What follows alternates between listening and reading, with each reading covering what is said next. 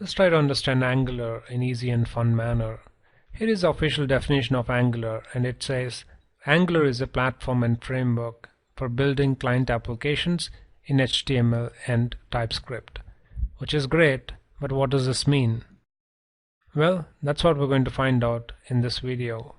But I want you to memorize certain terms used in this definition, like platform, framework, client applications, and TypeScript. Just try to keep these terms in your mind, and we'll explore all of these in next few minutes. And of course, as a bonus, you'll also understand what is Angular, its purpose, why it came into existence, etc. But before that, as a prerequisite, it's necessary that you know some of the terminologies of web. HTML is the language that browsers understand, and it's going to look something like this. If you send this HTML to a browser, it's going to render Hello World in heading format. And then we have CSS, stands for Cascading Style Sheets, is meant for styling the HTML elements, and in this case we're trying to change the color of the text to red by adding an attribute. And then we have JavaScript, which is a client-side scripting language and would allow us to manipulate the HTML elements. For instance, using JavaScript, we can get hold of this element h1 and maybe change the color to something else, maybe blue.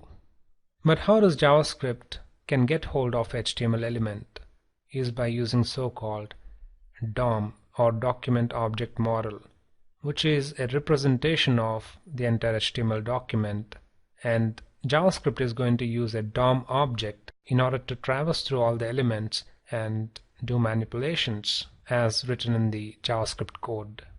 Next, we'll try to understand how a typical web application would work. Imagine that you have an e-commerce application, something like Amazon. From the client, which is the browser, let's say that you have requested for a list of products. It's going to hit the controller on the server. Controller will try to fetch the data from the model, which is essentially the database, and then controller will forward the data to view. Ultimately, the server is going to respond back with HTML file, which is combination of HTML tags, cascading style sheets, JavaScript, etc. And it would get rendered on the browser. If you're not aware of what is MVC architecture, just think about it this way. You send a request, which is when you type a URL, and server is going to respond back with .html file, which will be rendered on the browser. But this system has one major drawback, is that you're responding back with HTML, which works for browsers, but not for mobile phone applications. Because all that mobile phone applications are interested in is just the data, not the presentation part. In other words, they're not interested in all those HTML and CSS aspects of this page. They just need the data, and they will take care of presenting it to the user as they desire. In other words, let's say that you have decided to launch a mobile version of your application. Then you can't use the existing code because your existing code is written in such a way that it responds back with HTML, which cannot be used on a mobile phone application but only works on the browser. So in order to solve this problem, you would completely get rid of the view or the presentation part from the server side, and you would directly respond back with the data from the server in the form of either JSON or XML. So this time it would work for Android as well as iOS, but you may have a problem with the browser because browser is expecting you to send or expecting server to send an HTML file. If you send the data as it is, it's exactly what gets shown to the user, which is not user friendly, and user cannot just interact with it. I mean, just imagine you visit Amazon.com and all you see is just plain text, product description and all, but without any presentation or formatting or without any styling, and the user cannot interact with it. It certainly is not going to be a good user experience. In fact, it's terrible and impractical. So what do you have in case of browser? In other words, just as you have an Android app running on Android and an iOS app running on iOS, you should have an app that runs on the browser as well and is ready to take in this data sent from the server. What's that going to be? Well, you may be tempted to say Angular, but not yet. We could actually write our application using JavaScript, but JavaScript comes with few drawbacks. For instance, JavaScript is an interpreted language, which means until you run the program, you cannot fix the errors. This is okay in case of simple applications, but modern day applications are pretty complex. Think about a website like Netflix, Amazon, Facebook, etc. You can't afford to use JavaScript in such cases. It's going to impact the development time and overall productivity. Moreover, JavaScript is a loosely typed language, meaning that there is no concept of types. You can't create classes, interfaces like you would do in other programming languages, and that comes with a host of other drawbacks. So in order to address these problems, we have a new language for that purpose, which is TypeScript, which essentially is an enhanced version of JavaScript, or in other words, it's JavaScript plus type capabilities. So you can create classes, interfaces, etc. Added to that, TypeScript is a compiled language. You don't have to wait until you run the program in order to fix the errors. You can fix the compile time errors as and when you type. So that's a huge advantage, and it will give you the flexibility to develop robust applications. But language alone is not enough to create applications, right? You have Spring Framework for Java. You have Django Framework for Python. Similarly, you should have some framework for TypeScript in order to create those client-side applications that run on the browser. What's that framework is going to be? Well, you guessed it. Angular. That's where Angular would come into picture. Angular is essentially a framework that would help you develop client-side applications that run on the browser so that you can fetch the data from the server, render it as you desire.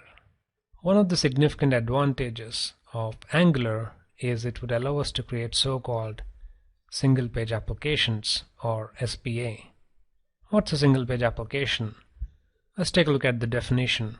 A web application that fits in a single page and dynamically updates the page as the user interacts with the app. Again, what does this mean? Let's try to understand it with a flow diagram. In case of traditional web applications, for each and every request, server is going to respond back with HTML. Let's say you have requested for product 1 information, it's going to respond back with HTML. You request for product 2 information, server is going to respond back with HTML. And every time server responds back to the client, the page would be reloaded because it's an entirely new page, it's entirely new HTML being sent from the server, and so it requires the page to be reloaded. Whereas in case of single page applications, only for the first request, server is going to respond back with HTML, and for all the subsequent requests from the client, server would respond back with just the data, which will be consumed by the client application, and it will update the existing page which was sent previously. Overall, it's just one single page sent from the server, and that's where the term single page comes from in single page application. An example of this is Gmail. As you interact with the application, for example, you can click on the links that are on the left hand side, or you can open the email. While you perform such actions, no page reload would happen because behind the scenes, your Gmail application was loaded for the first time, and for all the subsequent requests, which is when you interact with the application, the server is just going to respond back with the data which will be updated on your existing page, and hence there is no reload of the page. It's just updation of an existing page while you use the application. A few other examples of single page applications could be Netflix, we have Twitter, we have PayPal, we have a host of other applications, and I believe even Facebook is partially a single page application. In fact, all the modern day applications are shifting towards single page applications because of their advantages, which is coming next. Here are some of the advantages of single page applications. The first obvious advantage is it's going to save bandwidth because you're not sending HTML for each and every request. You're just sending the data, but only for the first time, only for the first request. It's going to take a bit of a time compared to traditional applications because you're essentially sending the entire client application in one go with the first request itself. We'll understand it better down the line as we explore various different concepts of Angular. The second advantage is it's going to result in better user experience because single page applications doesn't need page to be reloaded. So the user will see only part of the page getting updated. Is not going to see the entire page getting refreshed or reloaded. Another advantage is obviously both the client and the server applications can evolve independently. Server completely got rid of the presentation part. It is taken care on the client side. And these both are not tightly coupled, and so they can evolve independently with different development teams. One thing that I also should mention, especially for beginners, is that Angular is not AngularJS. And here are some of the facts of Angular and AngularJS. AngularJS was first released in 2010 and it is developed and maintained by Google. Angular is a successor of AngularJS and was released in 2016.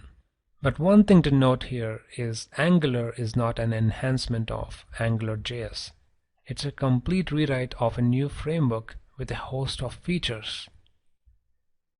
One of the major improvements in Angular is that it is based out of TypeScript, not JavaScript, and we've already explored why JavaScript isn't the best option to develop client-side applications.